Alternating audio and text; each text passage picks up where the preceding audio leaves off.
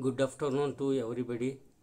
So, in last session, my name is Jagdevappa, Assistant Professor of Psychology, Government First Grade College, Tipaturu, Tumkur District. We have discussed in last session the areas of individual difference. Today we are discussing about the causes of individual difference. So, main causes of individual difference is heredity and environment. So, objective of this is to understand the causes of individual difference. The causes of individual difference, characteristics of individual difference.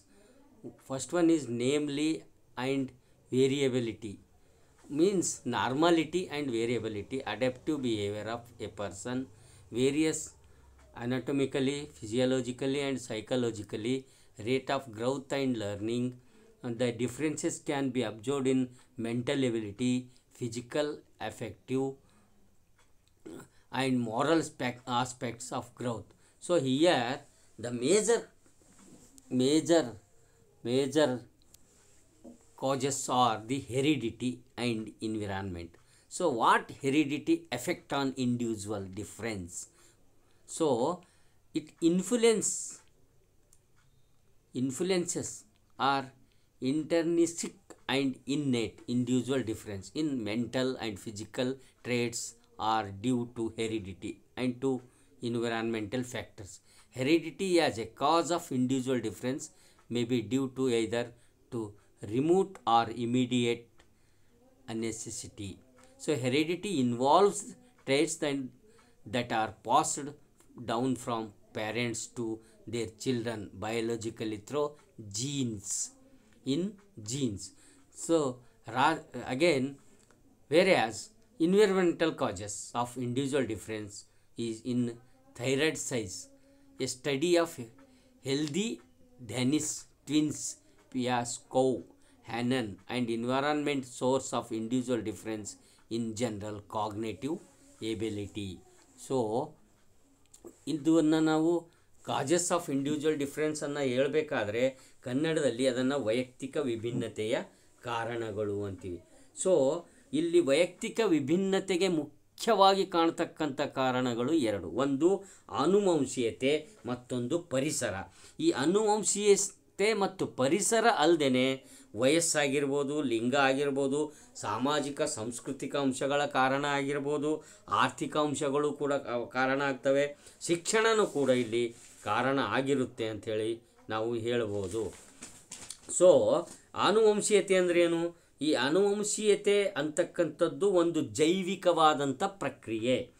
ಇದು ಜೈವಿಕ ಪ್ರಕ್ರಿಯೆವಾಗಿದ್ದು ವ್ಯಕ್ತಿಯ ವರ್ತನೆ, ವ್ಯಕ್ತಿತ್ವ ಮುಂತಾದವುಗಳಲ್ಲಿ ಗಣನೀಯವಾದಂಥ ಪಾತ್ರ ವಹಿಸುವುದು. ಮಗುವು ತನ್ನ ಹಲವು ಜೈವಿಕ ಹಾಗೂ ಮಾನಸಿಕ ಗುಣಲಕ್ಷಣಗಳನ್ನು ತನ್ನ ತಂದೆ ತಾಯಿಗಳಿಂದ ಮತ್ತು ಪೂರ್ವಜರಿಂದ ಹುಟ್ಟಿನಲ್ಲೇ ಪಡೆಯುತ್ತದೆ. ಉದಾಹರಣೆ, ದೈಹಿಕ ಲಕ್ಷಣಗಳಾದ ಬಣ್ಣ, ರೂಪ, ಗಾತ್ರ, ಆಕಾರ, ಎತ್ತರ, ತೂಕ ಮುಂತಾದವುಗಳನ್ನು, ಮಾನಸಿಕ ಲಕ್ಷಣಗಳಾದ ಬುದ್ಧಿಶಕ್ತಿ, ಆಲೋಚನೆ, ವಿವೇಚನೆ, ಸ್ಮೃತಿ, ಕಲಿಕಾ ಸಾಮರ್ಥ್ಯ, ವೈಚಾರಿಕತೆ, ತಾರ್ಕಿಕತೆ, ಭಾವನಾತ್ಮಕತೆ ಮುಂತಾದವುಗಳನ್ನು ತಮ್ಮ ತಂದೆ ತಾಯಿ ಪೂರ್ವಜರಿಂದ ಪಡೆಯುವುದರಿಂದಲೇ ವ್ಯಕ್ತಿ ವ್ಯತ್ಯಾಸಗಳು ಕಾಣಿಸಿಕೊಳ್ಳುತ್ತವೆ.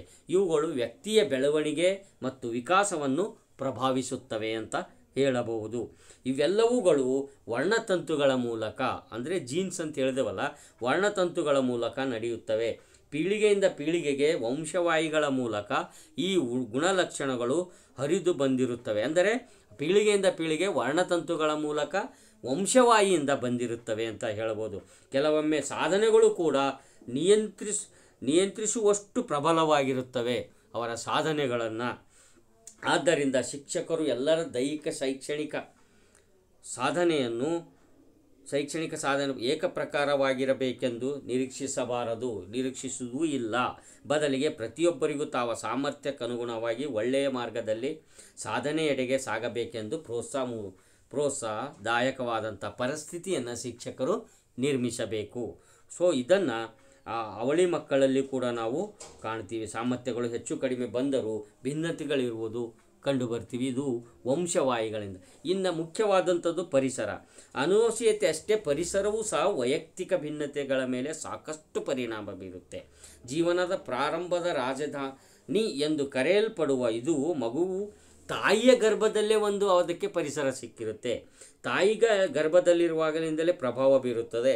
ಪ್ರತಿ ವ್ಯಕ್ತಿಗೂ ಏಕರೀತಿಯ ಪರಿಸರ ದೊರೆಯದಿರುವುದೇ ವೈಯಕ್ತಿಕ ಭಿನ್ನತೆಗೆ ಕಾರಣ ಅಂತ ಹೇಳಬಹುದು.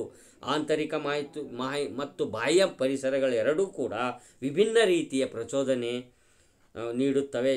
ಮಗು ಗರ್ಭದಲ್ಲಿದ್ದಾಗ ತಾಯಿಗೆ ಸಿಗುವ ಆರೈಕೆ, ಆಹಾರ, ಹುಟ್ಟಿದ ನಂತರ ತಾಯಿ ಮಗುವಿಗೆ ಸಿಗುವ ಆರೈಕೆ, ಪೌಷ್ಟಿಕ ಆಹಾರ, ಮನೆಯ ವಾತಾವರಣ, ಮನೆಯ ಸುತ್ತಲಿನ ಪರಿಸರ, ಮನೆಯವರ ಪ್ರಭಾವ, ಕೌಟುಂಬಿಕ ಸ್ಥಾನಮಾನ, ಜಾತಿ, ಜನಾಂಗ, ಧರ್ಮ, ವರ್ಗ, ಸಂಸ್ಕೃತಿ, ರಾಷ್ಟ್ರೀಯತೆ, ಸ್ನೇಹಿತರು ಮುಂತಾದ ಸಾಮಾಜಿಕ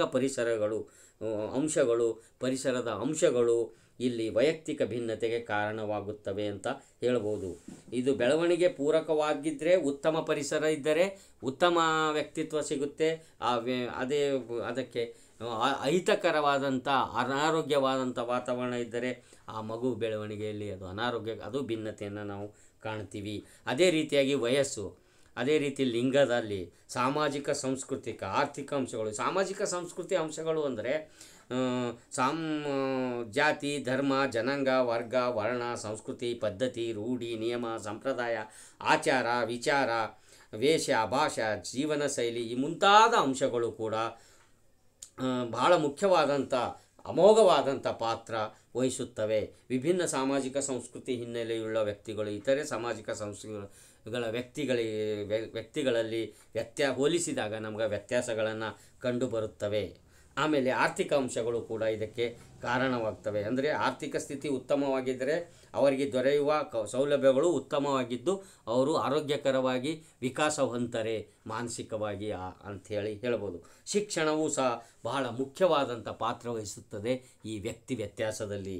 ಅಂದರೆ ಸೃಷ್ಟಿಸುತ್ತದೆ ವ್ಯಕ್ತಿಗಳಿಗೆ ಮತ್ತು ವಿದ್ಯಾರ್ಥಿ ಕಲಿಯುವ ಅಂತೀವೋ ಒದಗಿಸುವ ಶಾಲಾ ವಾತಾವರಣವಾಗಿರ್ಬೋದು, ಆಮೇಲೆ ಅವರಿಗೆ ಕಲಿಸುವಿಕೆ ಬೋಧನಾ ಪದ್ಧತಿಗಳಾಗಿರ್ಬೋದು, ಪರಿಕರಗಳಾಗಿರ್ಬೋದು, ತರಗತಿಯ ಪರಿಸರ ಆಗಿರ್ಬೋದು, ಮಕ್ಕಳ ಬಗ್ಗೆ ಶಿಕ್ಷಕರ ಮನೋಭಾವ ಆಗಿರ್ಬೋದು, ಬೋಧನಾ ಪರಿಕರಗಳು ಮುಂತಾದವುಗಳು ಕಾಲದಿಂದ ಕಾಲಕ್ಕೆ, ಸ್ಥಳದಿಂದ ಸ್ಥಳಕ್ಕೆ ಬಹಳ ಭಿನ್ನವಾಗಿರ್ತವೆ ಅಂತ ಹೇಳ್ಬೋದು. ಈ ಎಲ್ಲ ಅಂಶಗಳು ವ್ಯಕ್ತಿತ್ವ ವಿಭಿನ್ನತೆಗೆ ಕಾರಣವಾದ ಅಂಶಗಳು ಅಂಥೇಳಿ ನಾನು ನಿಮ್ಗೆ ಅರ್ಥ ಆಗಿದೆ ಅಂದ್ಕೊತೀನಿ. ನನ್ನ ತಿಳಿದ ಮಟ್ಟಿಗೆ ಮಾಹಿತಿಯನ್ನು ನಿಮಗೆ ಕೊಟ್ಟಿನಿ. ವೈವಿಧ್ಯತೆಗೆ ಕಾರಣ ಅಂತಕ್ಕಂಥದ್ದು ನೀವು ಅರ್ಥ ಮಾಡ್ಕೊಂಡಿರಿ ಅಂಥೇಳಿ ಇವತ್ತಿನ ನನ್ನ ಒಂದು ಅಧಿವೇಶನವನ್ನು ಮುಗಿಸ್ತಾ ಇದ್ದೀನಿ. ಧನ್ಯವಾದ. Thank you for